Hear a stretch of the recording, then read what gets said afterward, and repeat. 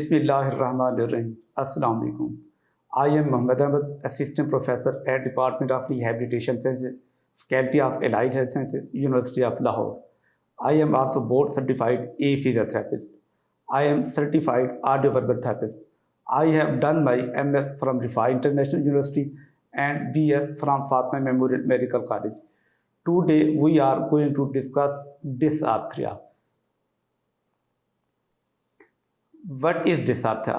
Dysarthria is basically impaired speech production, in which our neuromuscular control on speech mechanism is affected. Any or all of the speech production process are involved in dysarthria. Speech production process which are involved in dysarthria are respiration, phonation, resonance, articulation, and prosody. Dysarthria results from damage to CNS or peripheral nervous system. CNS and peripheral nervous system disturbance causes neuromuscular dysfunction. Different types of dysarthria are classified by Daly, Aronson, and Brown. According to Daly, Aronson, and Brown, classification of dysarthria is flaccid dysarthria, spastic dysarthria, ataxic dysarthria, hypokinetic dysarthria, and hyperkinetic dysarthria.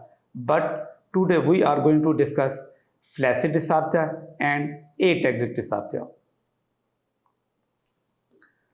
For accurate diagnosis of dysarthria, we had to remember ELMS. E stands for etiology, L stands for lesion site, and M stands for motor sign, and speech symptom S stands for speech symptoms.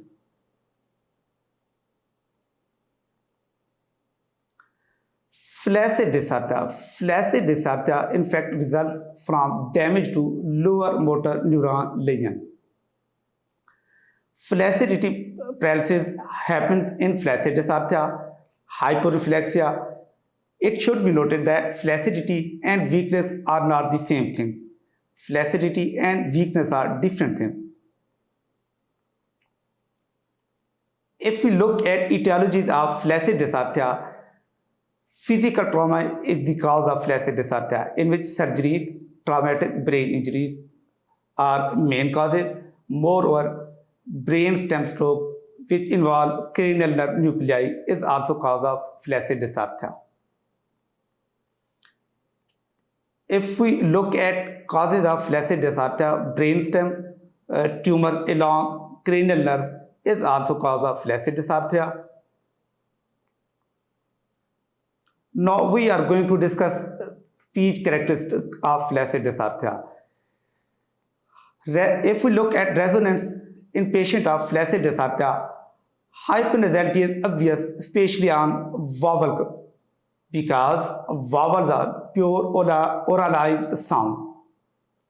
Moreover, nasal air emission is prominent, especially on pressure consonant. Pressure consonant are plosive, fricative, and affricate. When patient with flaccid dysarthria speaks words starting with plosive like papa, pani, pound, then nasal air emission is prominent. Nasal air emission is prominent on also fricative and affricate. Cranial nerve, which is also called vagus nerve, frontal branch of vagus nerve, which supplies the musculature of oral cavity, is involved.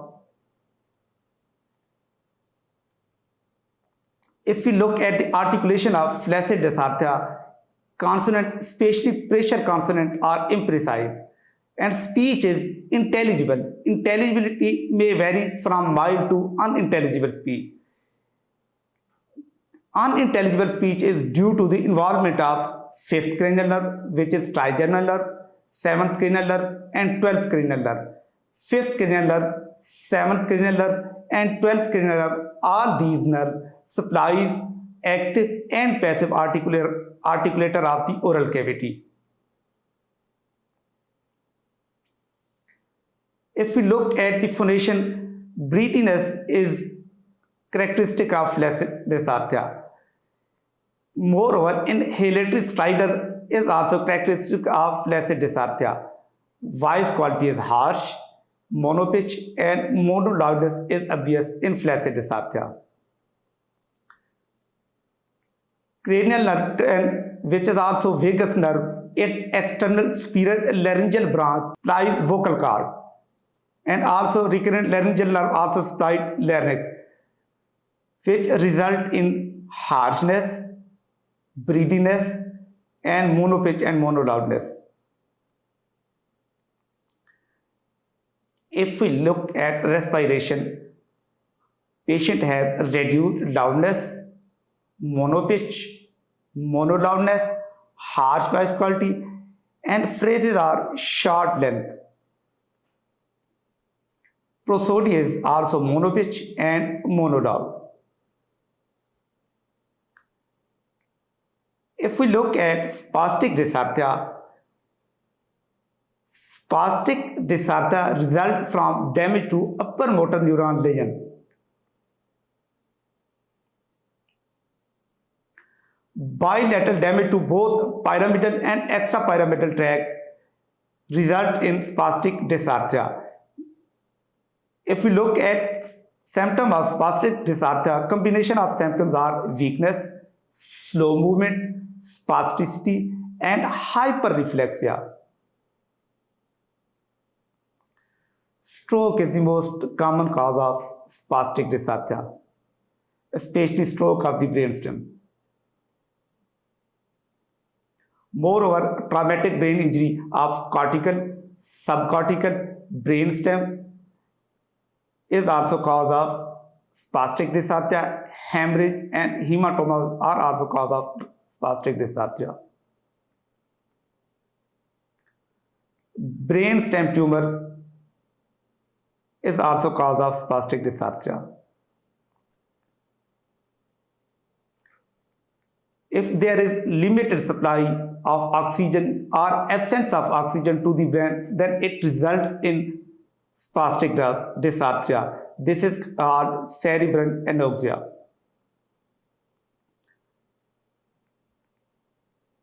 Viral and bacterial infection is also cause of spastic dysarthria.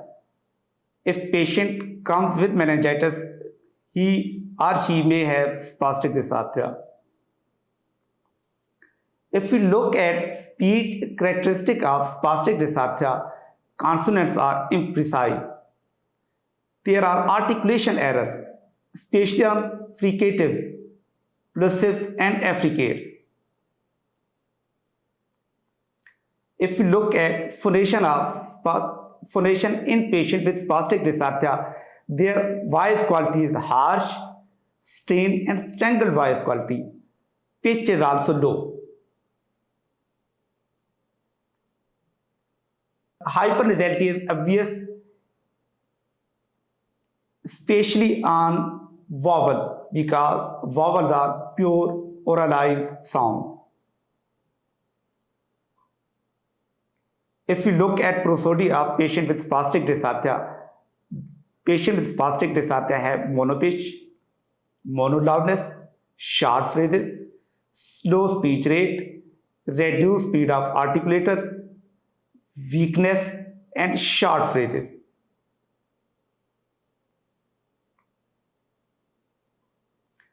Patient may also have drooling and positive Babinski signs. Pathological reflexes like suck, snout, and jaw jerk are also impaired in patient with spastic dysarthria.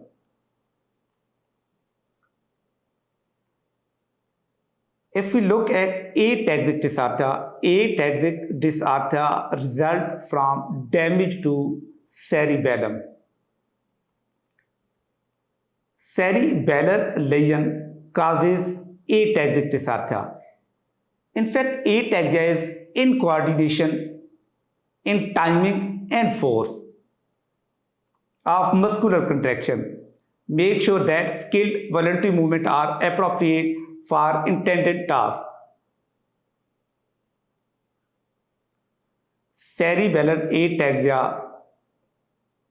If we look at causes of cerebellar ataxia or ataxic dysarthria, then causes may be brain stem tumor, or then causes may be cerebellar lesion. If we look at speech characteristic of patient with ataxic dysarthria,